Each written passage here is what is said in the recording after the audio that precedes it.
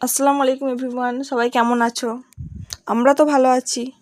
আজ সকাল থেকে আমাদের এখানে হচ্ছে বৃষ্টি, আর আমার মেয়ের খেতে শখ গেছে খিচুড়ি। চলো খিচুড়ি যখন বানাচ্ছি তোমাদের সাথে একটু শেয়ার করি রেসিপিটা আমি কিভাবে বানাই।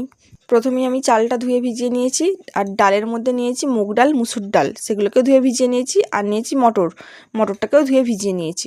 আর সাথে নিয়েছি কিছুটা সোয়াবিন, সেগুলোকেও আমি গরম পানিতে ভিজিয়ে রেখেছি।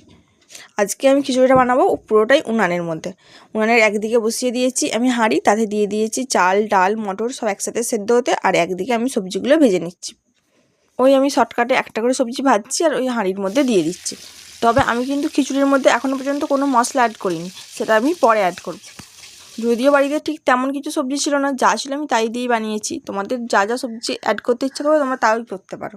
তোমরা তো সবাই নানা পদ্ধতিতে খিচুড়ি বানিয়ে খেয়ে থাকো, এই পদ্ধতিতে একবার বানিয়ে দেখতে পারো। এই তো আমার খিচুড়ির মধ্যে সমস্ত সবজি অ্যাড করা কমপ্লিট হয়ে গেছে। এরপর আমি মশলাটা করে নেব। খিচুড়িতে যে মশলাটা অ্যাড করব সেটা আমি করে নেব। মশলা করার জন্য আমি ওই কড়াইতে তেল আর শুকনো লঙ্কা, তেজপাতা ফোড়নে দিয়ে দিয়েছি। এরপর ওতে দিয়ে দেব পেঁয়াজ কুচি। পেঁয়াজগুলো একটু লাল লাল করে ভেজে নেব। এরপর এর মধ্যে অ্যাড করে দিচ্ছি আদা রসুনের পেস্ট, নুন, হলুদ, লঙ্কার গুঁড়ো, ধনের গুঁড়ো, জিরের গুঁড়ো আর টমেটো কুচি, সব কিছু একসাথে ভালোভাবে কষিয়ে নেব। মশলা কষাবো, খুব সুন্দর করে মশলা কিন্তু কষাবো। অল্প অল্প জল অ্যাড করব আর মশলাটা কষাবো। মশলা থেকে যখন তেল ছেড়ে যাবে তখন বুঝতে হবে মশলা কষানো কমপ্লিট। এরপর ওই মশলাটাকে আমরা খিচুড়ির মধ্যে অ্যাড করে দেব। খিচুড়ির মধ্যে মশলাটা ঢেলে নিচ্ছি এবং ভালো করে খিচুড়িটা নেড়ে চেড়ে খানিকক্ষণ কষিয়ে নেব। এই সময় কিন্তু খুব জোরে জাল দেওয়া চলবে না, খুব আস্তে আস্তে মানে আঁচের মধ্যেই খিচুড়িটা আর কি হবে।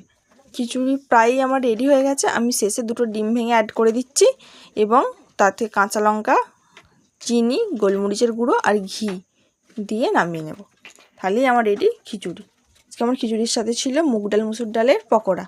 তোমাদের যদি রেসিপিটা লাগে কমেন্টে জানিও, আমি কিন্তু রেসিপিটা খুব তাড়াতাড়ি তোমাদেরকে শেয়ার করব। খিচুড়ি কিন্তু পুরোপুরি কমপ্লিট, কিছুক্ষণ থাক, তারপর আমরা সার্ভ করব। খিচুড়িটা দেখে তোমরা কতটা কি বুঝতে পারছো জানি না, কিন্তু খিচুড়িটা দেখতেও যেমন অসাধারণ হয়েছিল, খেতেও কিন্তু অসাধারণ হয়েছিল।